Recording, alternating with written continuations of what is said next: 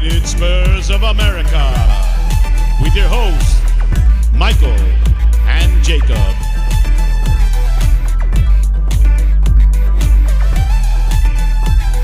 Hello everyone and welcome in to another episode of the United Spurs of America podcast, joined by your host as always, Michael with Jacob, coming to you live right after post-match. Burnley 1, Tottenham 0. Tottenham dropped 3 points at Turf Moor. Ben Mee scores in the 71st minute at Turf Moor. And Burnley move up into 18th place in the Premier League table. Tottenham had a chance to move, well, I don't know about move up. Could have leaped forward over Wolves, I guess, back into 7th place. They drop all 3 points. Tottenham are still in 8th in the Premier League. And Jacob, we just had positive vibes on the last podcast. Yeah. Like everything was good. Mm-hmm. We just beat the league leaders on the road. Harry Kane, world class. He's back. Burnley 1, Tottenham 0 at Turf Moor, my friend. Disappointing, to say the least. Disappointing to me is an understatement. I believe Liverpool smashed Leeds as well. So 6-0. 6. Last I saw was 4. Jesus. I saw it was 4-0. I was like, after our game, I was already feeling shitty. I didn't want to watch that either. So yeah, man, it's pretty clear who's fighting for the title and who's fighting to stay alive. Burnley's clearly fighting to stay alive. They're bottom of the table. What I find most unfortunate from a Spurs perspective is exactly that. We just beat the team who, before we gave them an L, everyone thought they were going to run away with the title. There was, it was in their hands, and now it's looking a little bit more like a race, thanks to us. And then we, 4 days later, go and lose to the team at the bottom of the table. It's just... one moment you're touching the stars, my friend. The next, you're licking mud off your boots. The one thing that I was thinking about when the full-time whistle blew and Burnley were awarded all 3 points, I pictured, just bear with me here, all the viewers and you, Jacob, all the listeners. Picture a flat field just in the middle of, just rolling plains in the middle of America, just grass. And then in the middle of that grass is a big hole. And at the bottom of that hole, I would say it's about 20 feet deep. It's pretty deep. It's a pretty deep hole. At the bottom of that hole is a cockerel on a ball. That is where we are right now. Not only do you picture a cockerel and a ball at the bottom of the hole, but also a shovel, because we are literally digging ourselves deeper and deeper and deeper into this hole. We had 2, 3, 4 games in hand on the teams around us in the top 4 race. My friend, we are level in games with Wolves now, and Arsenal now have a game in hand on us, and they're still 3 points ahead of us as well in the Premier League table. Like, we had Not to mention their goal differential as well. Exactly, and we had a perfect opportunity to capitalize on what seemed like some really good momentum now in the league. Just beat the league leaders, defending champs on the road. Now let's capitalize. Let's get another gritty. We knew it was going to be a gritty performance, regardless of the result. That weather was no joke. Exactly. It was a cold, rainy, windy, really, really windy. You could hear it on the broadcast night at Turf Moor. And you just knew the kind of result or performance that was to come. It was going to be a 1-0 to either Burnley or Tottenham.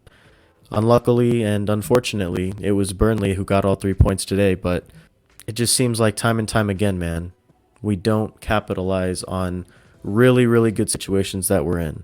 We were very fortunate to have those games in hand. We seemed like we were in a decent position heading into the second half of the season. And now we look at ourselves in the table, 24 games played, 8th place with 39 points. 4 losses in our last 5 games in the league. It's not good enough, man. It's not good enough. Certainly not to make top 4. It's definitely poor, and I think we are all kind of being very positive in the sense of like hoping for top 4.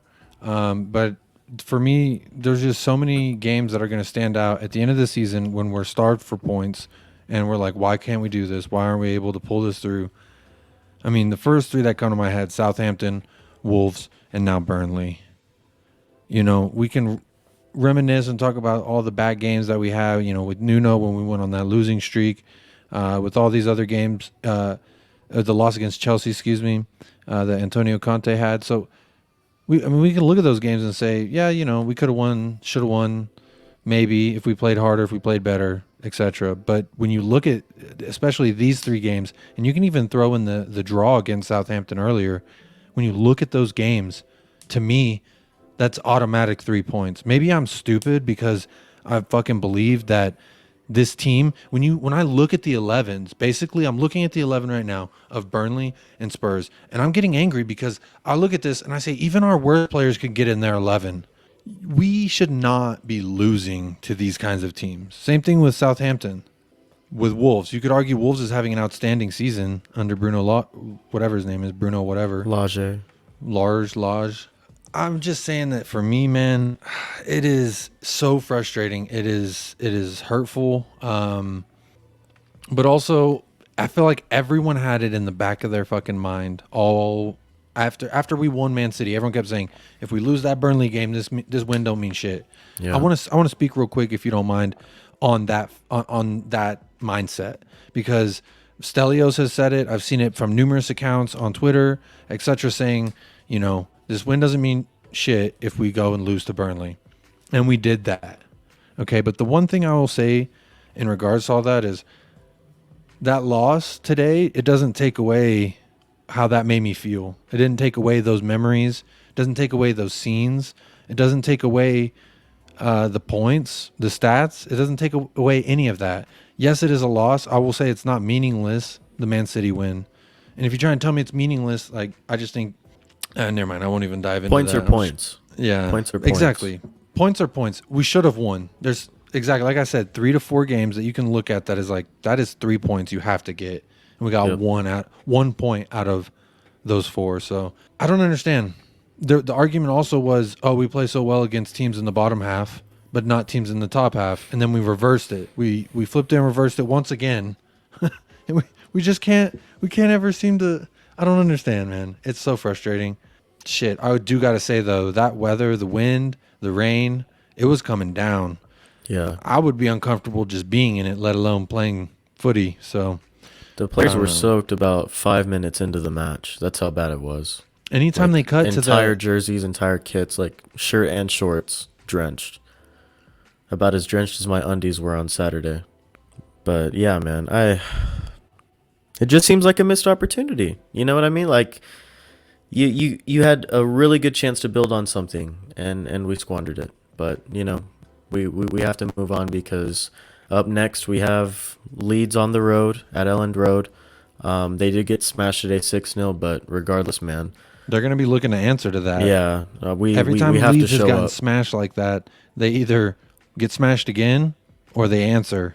So I really hope we don't continue doing what we're doing right now, which is helping these bottom half teams get a little more comfy out of relegation.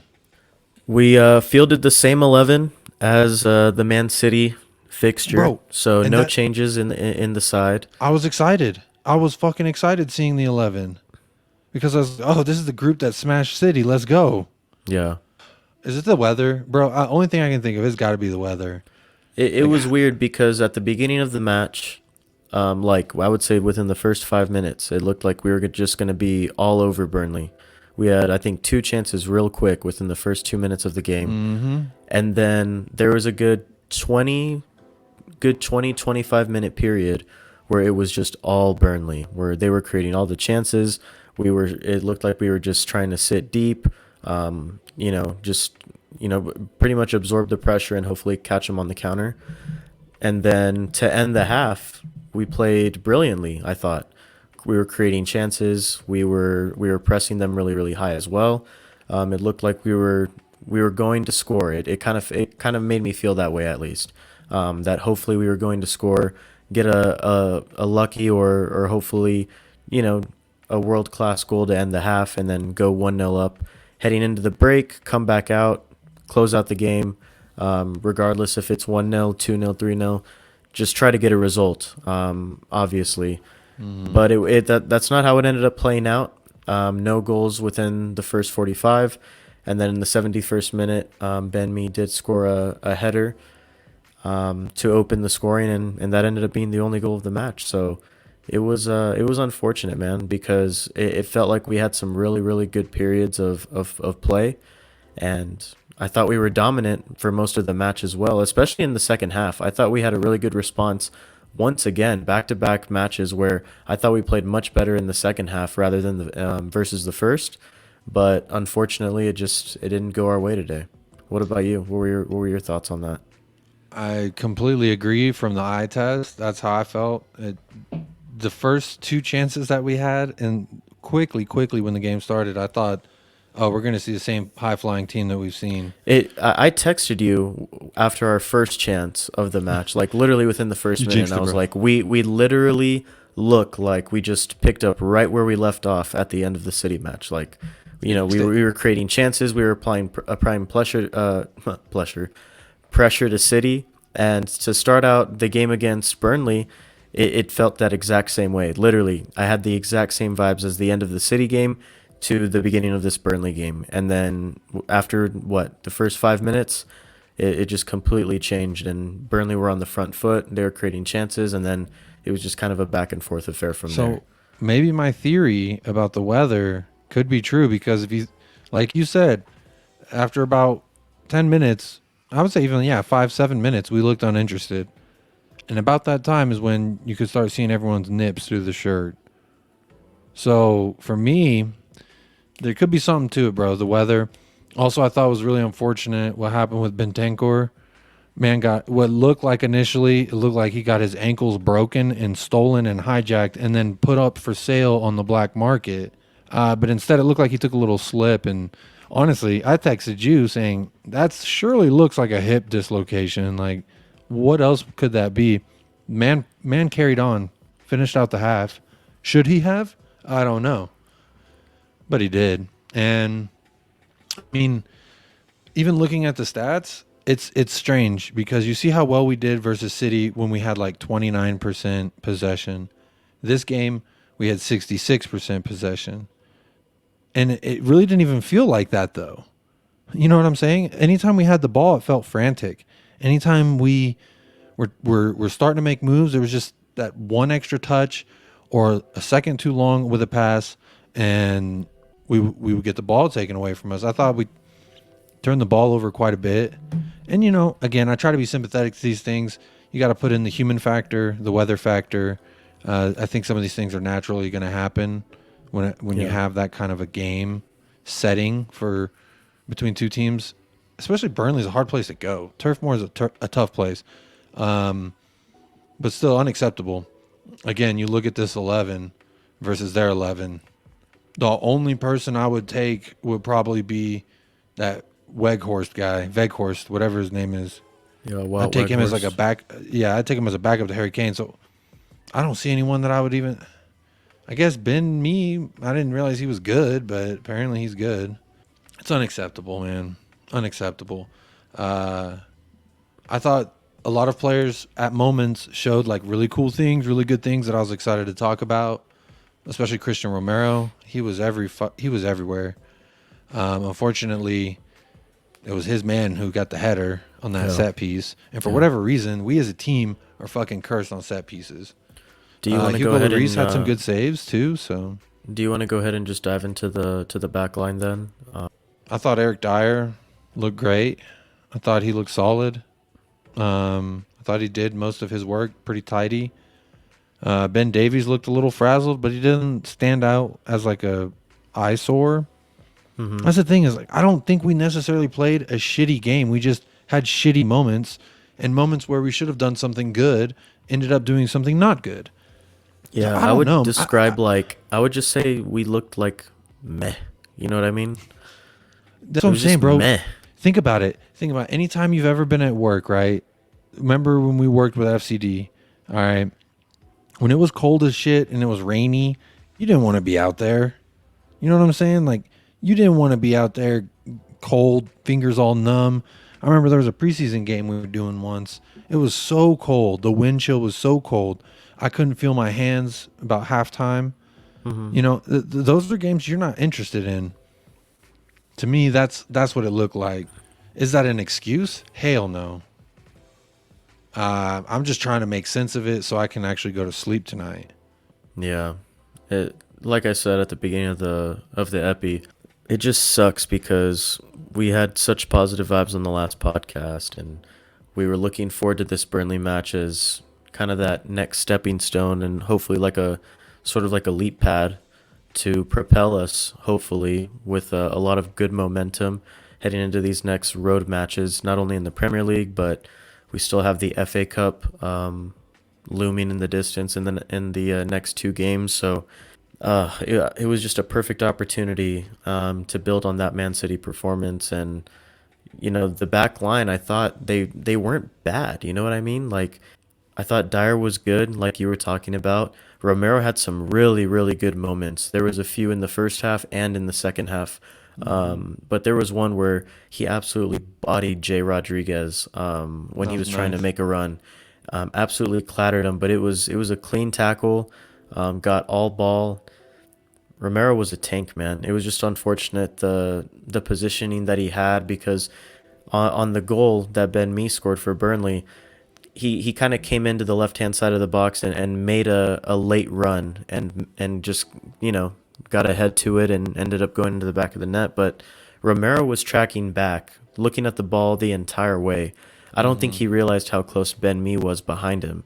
So unfortunately, he didn't jump quickly or soon enough to where he just didn't get to the ball high enough before Ben Mee, and that's why it went into the back of the net. So it was both unfortunate, but also I think he's got to have a little bit more of positional awareness and defensive awareness when, you know, you got to take into account the people that are making those late runs into the back side of the box, especially on set pieces. You know what I mean? Yeah. But other than that, man, I thought Romero was good. I thought he was good again. Watching that goal back, when they played it in slow motion, honestly, I think what you're saying played into it, because I feel like if he knew how close Ben Mee was to him, he wouldn't have started crouching down. Because if you watch the replay, he starts going down like he's getting ready to hit the ball at a lower point. And I think Ben Mee just went right over the top of him and bodied him. And it's unfortunate because he was having a hell of a game. He was big dicking it. And he got dunked on, quite frankly. Yeah, he did. I have to call it how I see it. I love Christian Romero. He's our best defender by far. I mean, you can just see it. You watch any fucking game that he's played with us, with Antonio Conte. He's our best defender. I thought Emerson Royale, for what it's worth, outside of some shitty moments, he looked promising. He looked a little frazzled, I will say. He looked a little uncomposed. Young kid playing. Again, the weather, bro. I'm saying, like, if you're a Brazilian cat, you think you want to be playing out in the English rain and cold?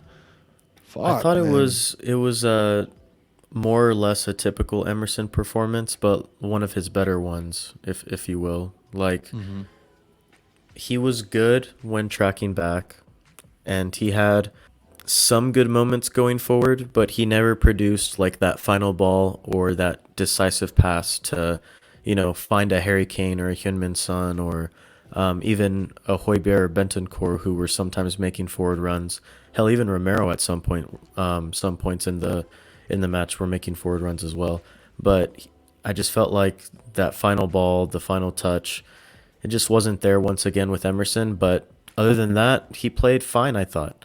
And I think you could literally record the last 30 seconds of how I described how he played, and you could play that back, I would say 6 out of every 10 matches as far as his performance goes. It was just kind of a normal-ish lost the ball Emerson 15 performance. times.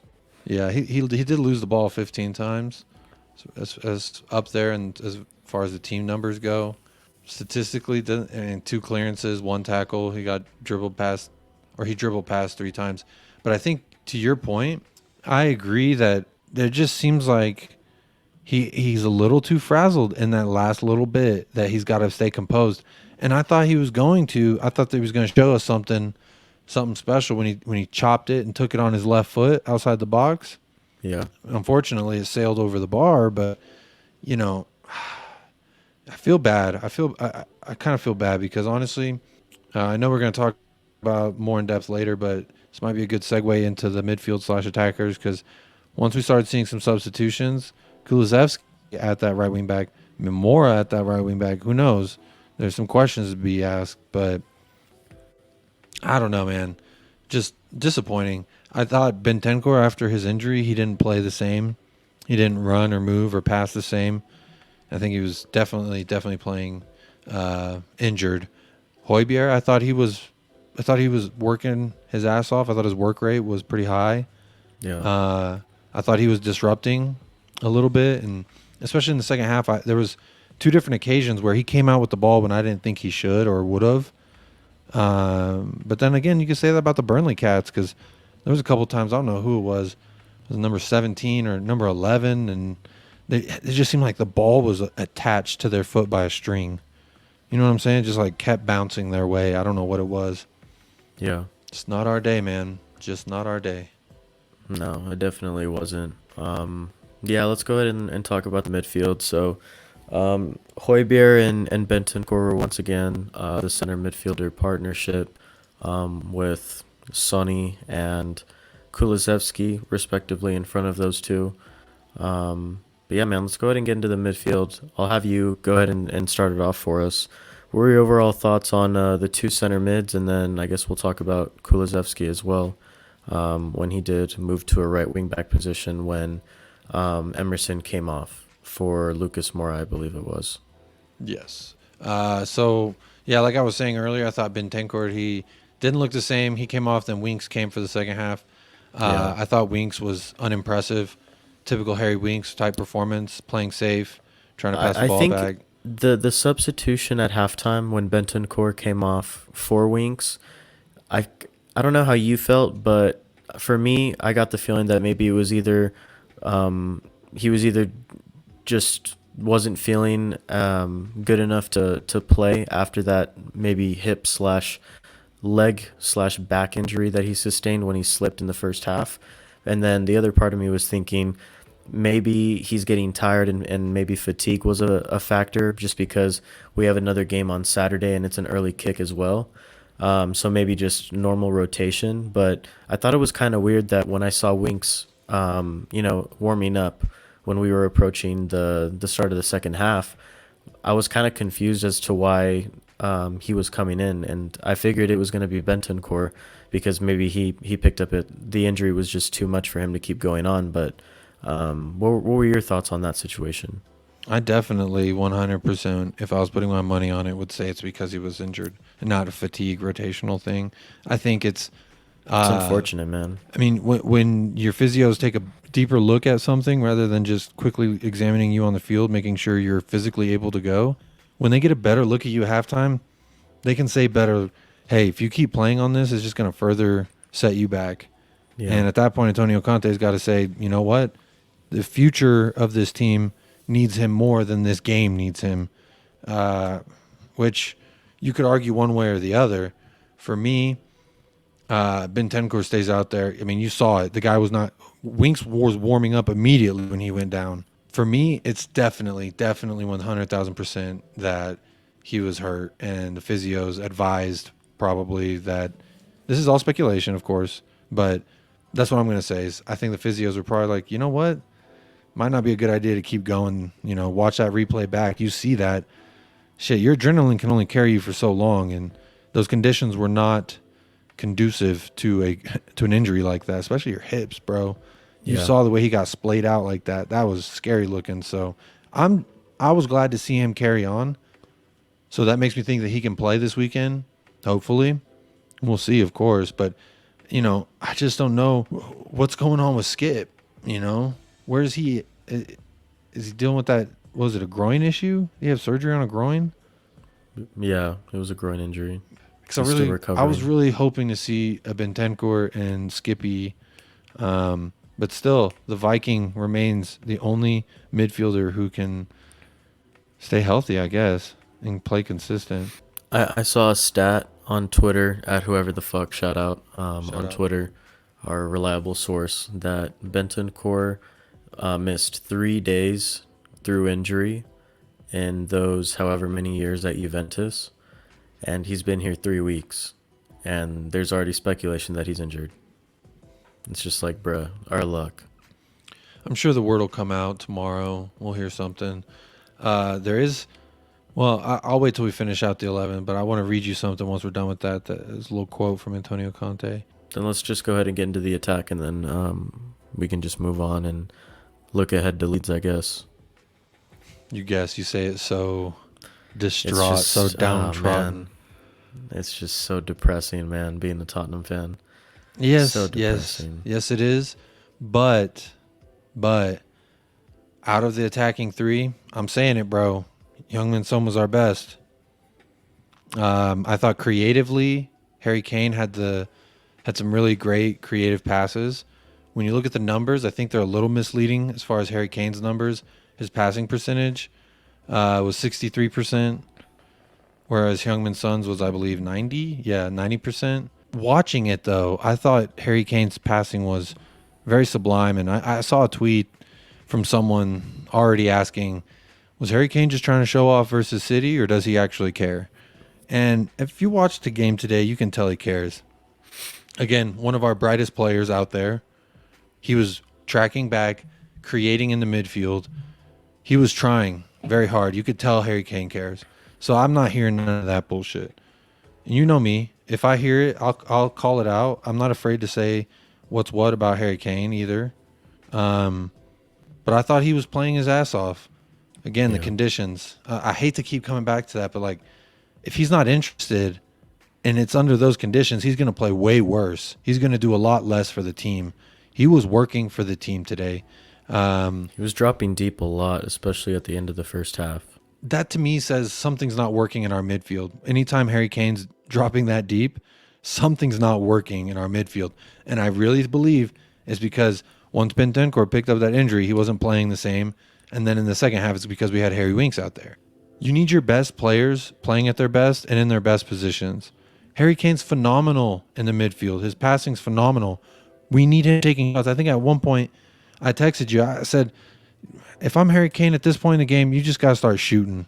You really just got to start shooting and just letting it fly, because clearly there was some kind of miscommunication between him and Sonny today. We could see it. It was obvious. There was a time Sonny, I believe, should have played Harry Kane in. And then there was another time that Harry Kane passed it where he, I think, thought Son, it was either a bad pass or he passed it where he thought Son was going and Son was actually going in the opposite direction. And those were both in the second half. But Kulusevski as well, he showed some bright things. I think we have a hell of a player on our hands. I think once he starts to, shed a little bit more of that Italian pasta, I think we're going to really have something dangerous. Very unlucky, man. That finesse curler was so close, beautiful. Bro. It was beautiful. So close. So he got really unlucky there. But I thought he was bright as well. If the only knock I have on the guy is I wish he was a little faster, he's doing something right. You know what I'm saying? Like, plenty of guys are plenty fast, but that doesn't mean that they're doing all the right things or they're mentally where they should be. And I think this guy, for being so young, so fucking young, to play how maturely he plays, especially in the final third, I mean, it was impressive. It's impressive. And then we saw him play a little bit of right wing back too. So that opens that opens the door for a lot more questions. We definitely didn't think he was going to have this much of an impact so quickly in the team. And obviously that's a good thing, because that means he's doing something right. And he is. He was creating a lot of opportunities out there. He's just a lot more dangerous, in my opinion, on the wing than Lucas or Bergwijn have been recently in the past for us. He likes to cut inside at certain points, and we obviously know that he likes to favor that left foot. But the creativity that he has and the ability to turn something out of nothing, is what makes the difference between him and the other players that you could put at that right wing position, in my opinion. It just seems like he has a much more of an eye and much more of an attacking instinct for a final third type of player and forward, if you will. And then he's also a really good player at tracking back. His work rate's very, very good, and he's just your typical Antonio Conte engine-styled player. Like, he's going to work hard for you. He's going to run around a lot, and if you ask him to, he will track back. And we saw a lot of that when he was both at the right wing position and then when he got moved to the right wing back position as well late in the second half. I agree. I completely agree with you. I think we have a special player on our hands, and hopefully he'll be making much more of an impact moving forward. But for me, I actually thought he was our best attacker. I know you said Son. I'm going to go ahead and say Kulusevski. And I thought Harry Kane was he played pretty good as well, in my opinion. I thought he was fine. Could he have put some chances away, or maybe could have been deeper into the box? Yeah, there were some moments. I think it was Sessegnon had a really good moment in the second half where he made a run to the left-hand side of the box and rolled a beautiful ball, beautiful weighted ball across the face of goal. And unfortunately, no one was there to put it away into the back of the net. But, the attackers played fine. They just didn't play good enough, obviously, to win the game, unfortunately. But for me... Well, my reason, real quick, I don't mean to interrupt you, but my reason, I just want to say why I said Heung-min Son, for me, was our best attacking player, because I know you got your old schools, your eye test versus your statisticals. I like statisticals. Almost sound like statisticals. Your statisticals. I'm somewhere in the middle. I'm right there at the gooch area. You know what I'm saying? So for me, I look at this. Heung-min Son lost possession 6 times. He lost it 6 times. Mr. Kane. Coming to you live from the gooch area, Jacob Walraven. Mr. Kane lost possession 15 times. Kulusevski lost possession 16 times. So 16 and 15, that's 31 times between them two. Heung-min Son lost it 6 times. There was, the worst thing I'd say about Heung-min Son, there was a chance, man, he could have really played Harry Kane, hit triangle if you're playing FIFA, and Harry Kane was in, cock rocket, scenes. I think it was the first half, but yeah. That was first half? I think so. He missed that. And I mean, he didn't miss many passes, but he didn't take that pass. So I was going to say actually that, but he didn't take the pass. That's the point I'm trying to say. Is he should have played in Harry Kane there, and he didn't. And he kind of dribbled around, but it's just unfortunate. Very much unfortunate that was a turnout. But yeah, dude, I mean, I don't have a whole lot bad to say about Kulusevski other than I know I'm going to annoy you by saying this. If he was a little bit faster, Dejan Kulusevski, if he was a little bit pacier, had a little bit more, less Italian pasta, I'll put it. Man, there was 2 different chances where I felt like if he has a little bit more pace, he could get to that. You know what I'm saying? But do I think Bergwijn or Moura put in the same quality of a shift in a 90-minute span that he has been? I don't know. I haven't seen it, and they've been here longer. I've seen it from Lucas Moura, where he's had good games, but he's very spotty. You know what I'm saying? This guy seems to be pretty consistent at being solid. Now, I just want to see some more growth. I want to see a little bit more from Dejan Kulusevski. Yeah, was there anything else you wanted to talk about on the attack? If he was a little bit faster, I mean, shit. When I read this quote, it sounds suspect, and I just want to know what your opinions are. Okay? It's from Football Daily on Twitter, from @whoever the fuck. It says, the players are always the same. The club changes the coaches. The players are the same, but the result doesn't change. I'm too honest to accept this situation. When you read that, I don't know. I think I might have to listen to that and make a final decision. But when I read that don't read very well to me. But again, could this just be the barrier, the English barrier that we saw earlier whenever they were trying to say that? I think he's just putting pressure on the board to bring in new players. Yeah. And he's just a disappointed manager coming off of a tough defeat. I wouldn't read too much into it. That's fair. You know me. When you give me a sentence or two to read, I'll read into it.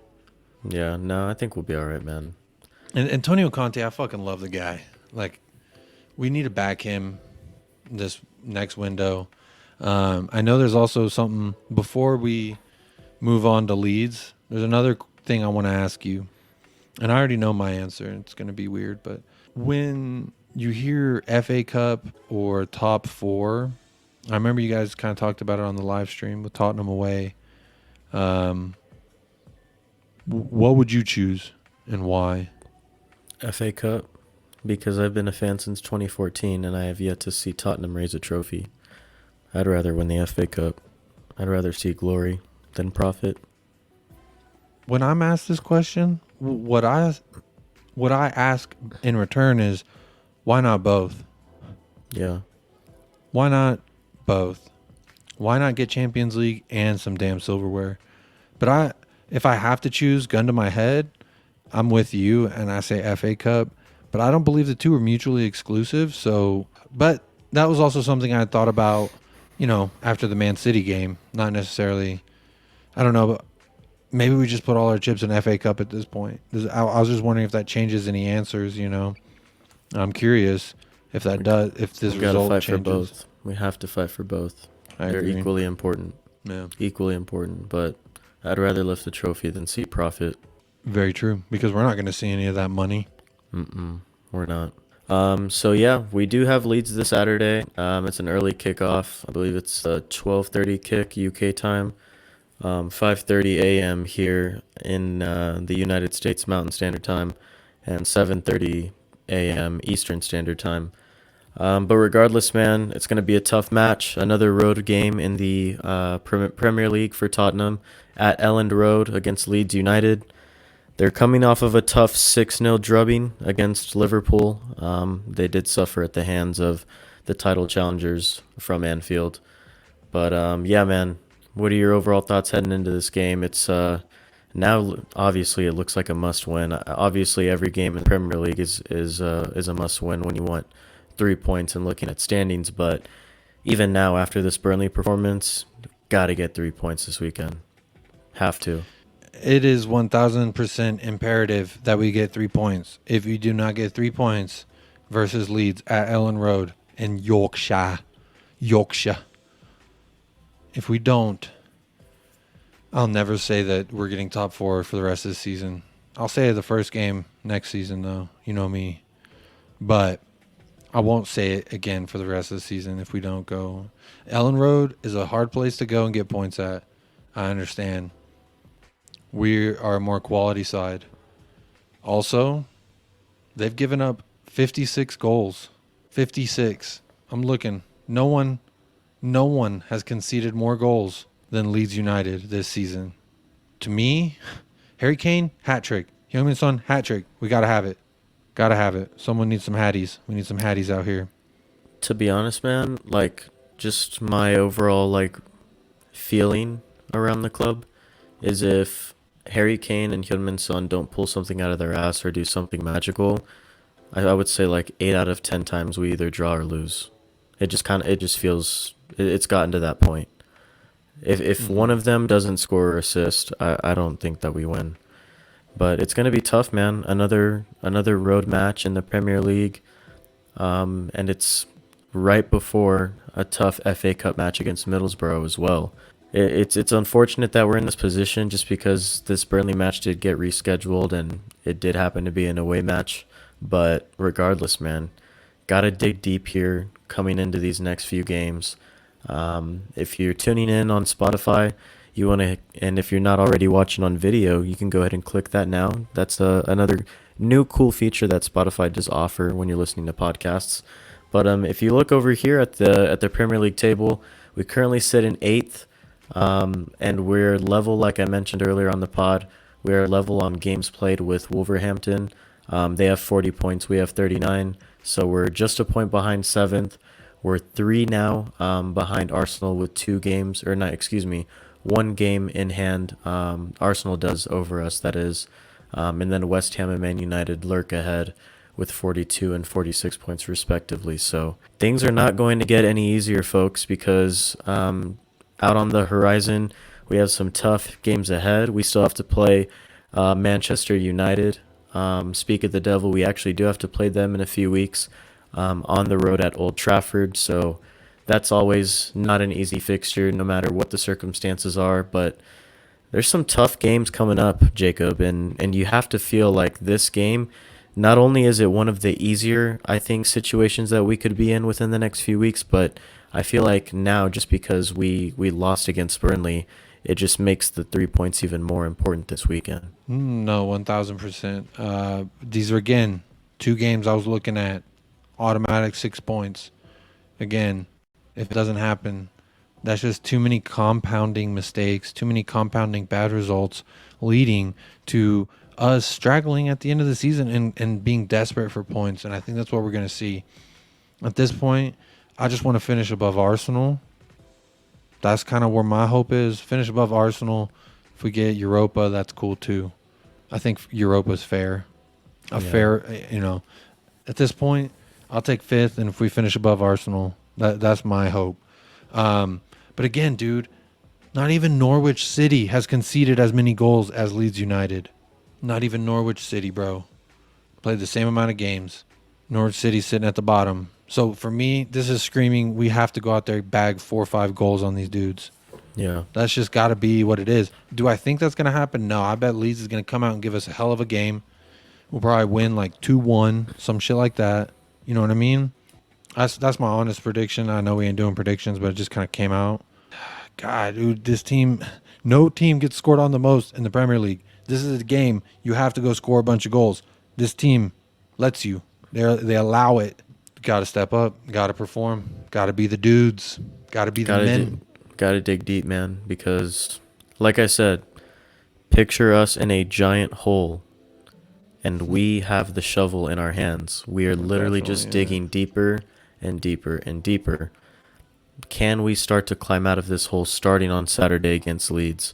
We have Leeds on Saturday, then Middlesbrough, I believe on Tuesday, I think, or Wednesday, I forget. But it's next week in the FA Cup, so a lot of tough fixtures coming up, a lot of valuable points to be earned, because it's only going to get tighter and tighter for the race for top 4. And this is usually the start of the period of the season where the real contenders are separated from the fakers, if you will. Yeah, the pretenders. The contenders and the pretenders are separated right here, folks. Will Tottenham be a pretender? Are we going to be a contender?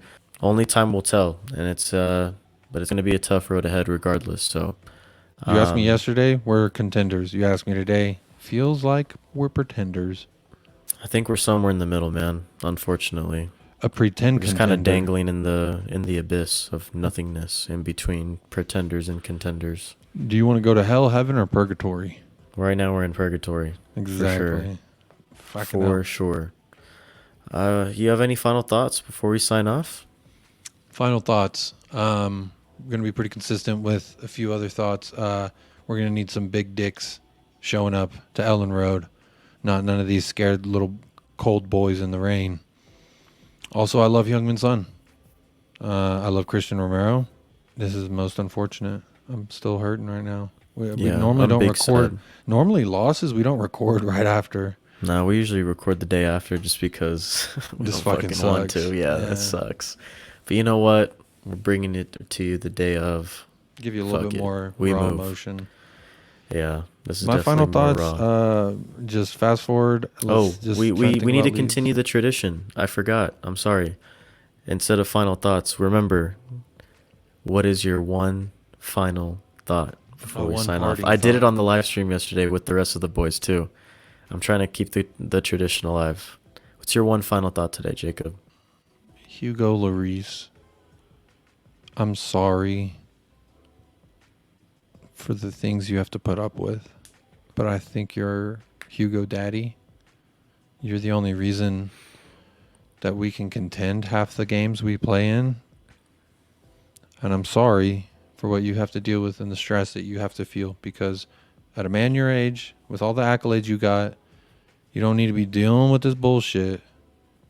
But he's here and he's fully COYS. So I love him for that. And just want to say we're here for you on United Spurs of America podcast. We are. Hugo, we're here for you. What's your final thought? Final thought? My final thought is ditch the shovel and start getting a ladder to climb out of this hole that we're in. True. So I'm going to leave you with this picture. There are one of two ways it can go this weekend at Leeds. We can either keep digging with the shovel. Remember, we're a cockerel on a ball at the bottom of a hole. It's about 20 feet deep right now, so it's a pretty deep fucking hole. Damn, 20 feet. Damn. 8th place is a deep hole, my friend, especially when your expectations should be making top 4. Yeah. So picture this. It can go two ways this weekend. We can either pick up this shovel and keep digging, or we can ditch the shovel and start climbing out of the hole. So I'll leave you with that. That is my one final thought. Also want to give a shout out to Faraz and Pete, our 2 sponsors of the podcast. If you're interested in becoming a sponsor and would like to support through any means financially, $1 to $10, it doesn't matter, go ahead and click the link down below, anchor.fm/United Spurs of America. Join our Patreon in there. All you have to do is click on support, COYS, and the rest is history. Shout out Faraz and Pete. Thank you so much for sponsoring us. We appreciate it. And then also, if you're here from the Tottenham away live streams and you've found yourself over here on the podcast side of things of the United Spurs of America channel, thank you so much for the support over there. And if you haven't checked us out yet on the Tottenham Way YouTube channel, we do live streams every single Tuesday. So go check us out over there. It's at 2:30 p.m. Eastern Standard Time if you're listening or watching in America. And it is 7:30 p.m. UK time if you're listening from across the pond. But regardless, please stay tuned on there. We do have Leeds United this weekend and then Middlesbrough next week in the FA Cup. We will be talking to you following the Leeds United game, either on Saturday or Sunday. We'll figure it out on the timing side of things. But until then, stay safe. Thank you so much for listening to another United Spurs of America podcast episode. But until then, we will see you next time. Stay safe and stay sexy. Stay safe, stay sexy. Up the lads. And Jacob, come on, you Spurs, for the love of God. Quiz. We'll see you next time.